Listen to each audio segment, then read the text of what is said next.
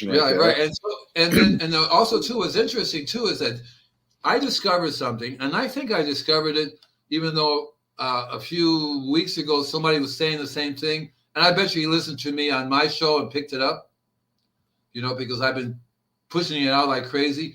And the real so in 1970 when I started, my very first customer, when I just came back from the service, I came up with a name.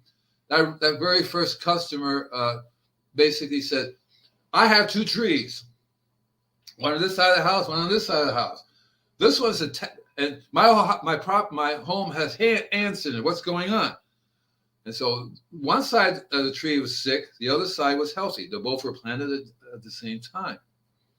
And the ants were attacking this tree. Whenever an ant's attacking a tree or any insects are attacking a plant, you know that it's food for that creature, right? You know that it's not healthy. You know there's something wrong. What is it? Trace minerals. It's a trace mineral deficiency. And it really shows up in a lot of different ways. And it's not just any trace mineral. There are 96 trace minerals we need. And the fact that it's not a coincidence that human beings need 96 trace minerals, just like plants need 96 trace minerals. Everything's there's a relationship to that whole thing. And so what's cool about this is that I said to myself, well, what makes it different? Why does that bug go after that? And why it's food for the bug? What makes it food for the bug? Carbohydrates. And there's two kinds of carbohydrates. You guys know that, right? Hi, Leighton. Are you up there? Are you awake? Hello? I'm just listening to you roll, brother, and I don't want to slow it down. Just keep going. So there are two kinds of carbohydrates. Preach, baby, preach. There are two kinds of carbohydrates, simple and complex. Guess which ones the bugs love? Simple? Exactly right.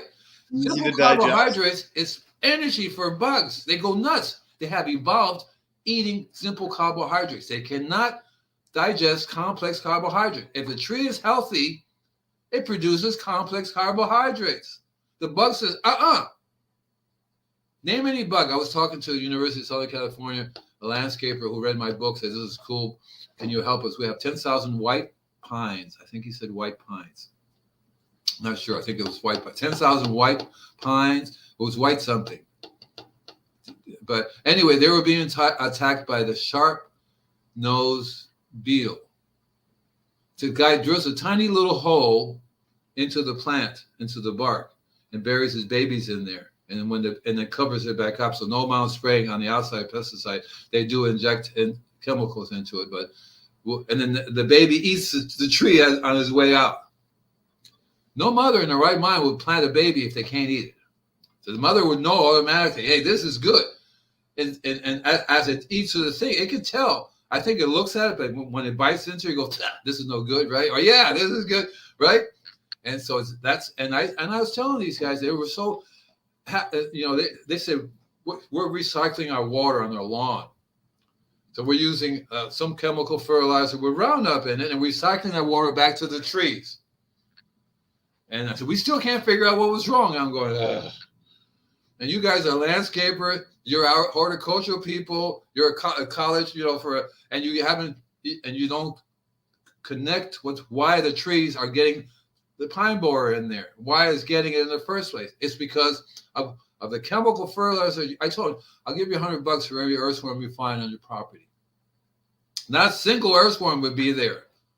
Okay, that stuff, the chemicals, high nitrogen, the chemicals destroys the biology of the soil. It's the biology. It destroys the biology of the soil.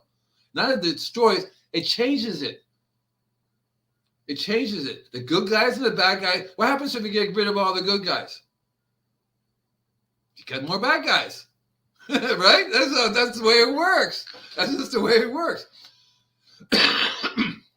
So I told them, I was only 15 minutes talking to them.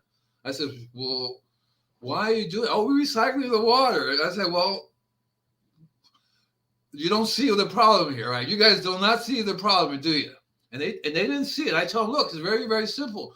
If you're organic and taking care of the soil, everything would be healthy. It's not healthy because you're not organic, and what you're using is destroying the soil. That Roundup is toxic, And the trees are getting this high nitrogen fertilizer, which is not exactly what they need. High nitrogen inhibits plants from absorbing minerals. So you have not only you're deficient in minerals, but you don't have you have a tool that makes them so they can't absorb the minerals. See what I'm saying, right?